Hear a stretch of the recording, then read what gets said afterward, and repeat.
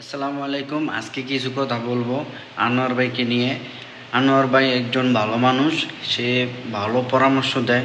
আমি তার ভিডিও দেখে, তার সব কিছু দেখে আমি এবং কি তাকে প্রতিদিন ফলো করি। ঠিক আছে, সবাই আমার এই কথাগুলা ভাই একটু মনোযোগ দিয়ে শোনেন।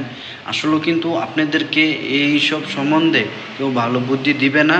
তারা চাইবে যেন আপনাদের থেকে টাকা খাওয়ার চিন্তা ভাবনা করবে। এবং কি আমি অন্য কাউকেও টাকা পয়সা দিয়েছি, এবং কি টাকা পয়সা দিয়েও আমি কাজ করাতে পারিনি। যেমন আনোয়ার ভাই সবাইকে পরামর্শ দিতেছে ভোটার আইডেন্টি কার্ড দিয়ে আপনি pay out account set up করতে পারবেন। হ্যাঁ, এটা বাস্তব, এটা রিয়েল, এটা অথেন্টিক একটা ওয়ে। ঠিক আছে, এই ওয়েতে আপনার কোনো পেজে সমস্যা হবে না, কোনো ধরনের ট্যাক্স দিতে হবে না। কারণ কি, আমি আমার 5টা পেজে আমি আলহামদুলিল্লাহ স্টার সেট আপ করেছি, একটা তো কোনো সমস্যা হয় নাই।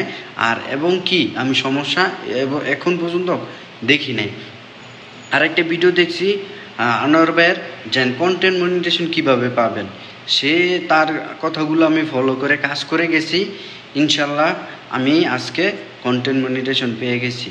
সো আপনারা সবাই আমার এই ভিডিওটা শেয়ার করে দিবেন, আনোয়ার ভাই যেন এই ভিডিওটা দেখে।